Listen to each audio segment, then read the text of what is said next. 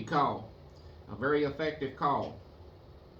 What I'm going to talk about on this video is today is April the 20th, 2022.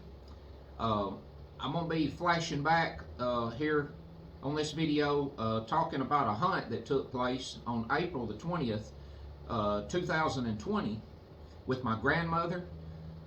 It was on my home place where I was born and raised, and she was with me that day, and we doubled on longbeards. We killed 2 big longbeards that morning, and it was just an exciting morning.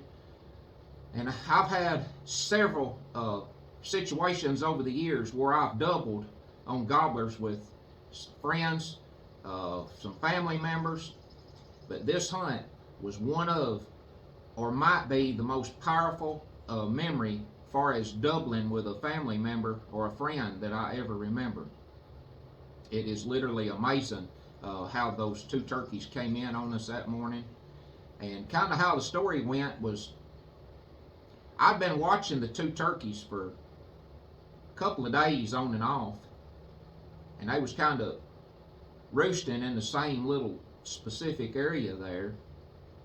So I got up on the morning of April the 20th, 2020, and I told my grandmother that I was going to go hunting that morning. And she said, well, you know, if I could manage to feel like going, I would like to go. You know, just go and see it anyway. Well, I told her, I said, well, you go, you know. And she has some joint pain and different stuff like that, you know, and she was kind of concerned if she would in fact be able to make it, you know, down there in the woods or not. But she was feeling pretty good that day, or ended up feeling pretty good, and so she went with me, and we got in a blind that morning. And just right after daylight, I heard the 2 turkeys gobble. They were roosted about 600 yards south of us, near about up over the top of a big natural spring that we got there on the place. And of course they was into the timber, a little bit out of the field. They was probably 150 yards into the timber. So I called a couple times after I heard them gobble on my wingwood yepper call, and we sat there probably 30 to 45 minutes, I would say. And I saw both turkeys when they come in to the other end of the field. Both of them were strutting, and they came out, and I watched them binoculars. They strutted with 3 or 4 hens down there on the other end, and they started kind of looking like they was going to come our direction, but they disappeared. At that point in time, you know, by this time the grass was starting to get high enough on the field that, you know, if the turkeys didn't move just right, you couldn't see them. Looking with binoculars is just like, you know, you might just barely see, you know, the top of one's head. But we sat there a little bit, and gosh almighty, it was cold that morning. That's all I know, or the only way I know to say it. Gosh almighty, it was cold. It was about as cold as any morning that I've ever deer hunted on, I would imagine. Again, I've always had a lot of good luck hearing turkeys gobble on cold mornings versus the warm mornings. But me and her kept sitting there, and my grandmother starts getting cold pretty quick, and she gets cold quicker than I do. And so she started saying, you know, her feet was getting cold, her hands was getting really cold, you know, and it's making her bones kind of ache. And we got 2 of those little buddy heaters, and I don't know why we didn't carry one of those with us that morning. I'll never know why we didn't. But it come to a point there to where she was just going to have to go. I was going to have to get her back up and get her back to some heat so she could quit aching. She was getting so cold, and she didn't know how much longer she's going to be able to stand it.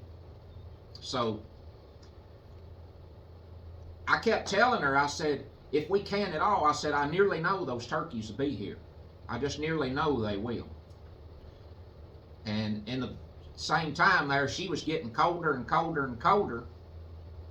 And I picked up my backpack and I done put 3 or 4 things in it. I think maybe done zipped up some of the compartments on it and stuff. Well, I leaned over and kind of forward and looked up the field, and I saw both of those gobblers coming. They were about 150 yards from us, and they were coming right straight to us. And I told her, I said, there those 2 turkeys are coming right there. So we watched them kind of feed around there a little bit, as you'll see in the video here in a second. Both of them big, huge longbeards. And I kind of judged that the one on the left when they come in was the biggest, or had the biggest beard, the way it appeared. And they walked up there at, I don't guess they was even 20 steps. And I kind of yelped a little bit with my mouth, and I stopped them and got them to stick their heads up. They were only, I don't know, maybe 15 feet apart or something like that. Well, I hauled off and I shot the one on the left. Like I said, it wasn't even 20 steps. And both of these shots is with the TSS 3-inch number 9 Apex shells. But I shot that first one, and that second one run off to the side. He went out there and he kind of run in a circle coming back around, and by that point he was over 60 yards. It happened so quick, I didn't have time to range it. But he was out there over 60, I can about guarantee you that. It's about 75 yards over to the far edge of the field past where we're sitting. And he didn't like much being all the way to the bank of the canal there. But we come around, I helped her hold the gun and get it around, and I told her to shoot that other one. And of course that TSS put him right down. But it was just an extremely memorable moment. That hunt right there will probably stick in my mind as heavy or heavier than any hunt that I've ever had. And you need to cherish those special moments that you ever get out there in the turkey woods, especially with a family member, and remember them forever and think about them, and just remember what a enjoyable experience it was, and what a blessing it was to be out there in the outdoors like that, and for something like that to happen.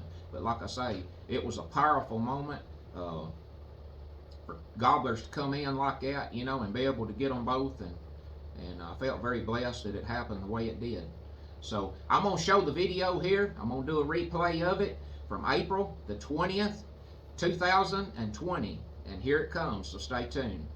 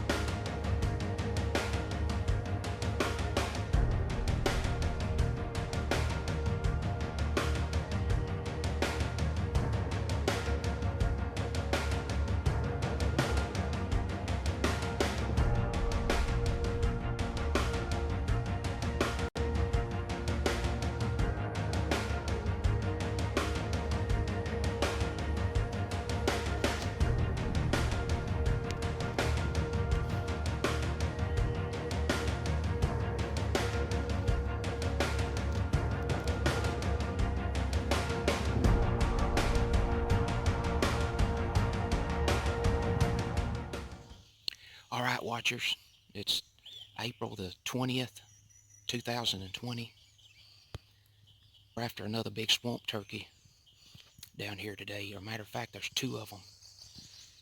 It's about 10 o'clock in the morning. I spotted these turkeys Saturday. Today is Monday. I didn't hunt yesterday because it was raining on and off, and I wanted to be here, but rain was a little too hard at times, and I didn't want to take a chance on getting caught in a heavy big downpour. But I've come back down here this morning. These turkeys are out strutting down here at the other end of the field. Looks like they may have 3 or 4 hens with them. Been watching them for an hour or two this morning. They didn't gobble but once or twice at daylight this morning. So I'm going to go out. I've got a field out here. It's about 500 yards from one end to the other. They're down on the other end. So I'm going to set up on the end of this field and I'm going to call some.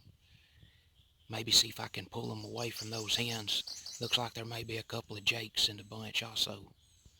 So we're going to go out here and set up and spend a little time in one spot just sitting and watching, doing a little soft calling, see what happens. Hopefully we'll get one of them to come by. So stay tuned.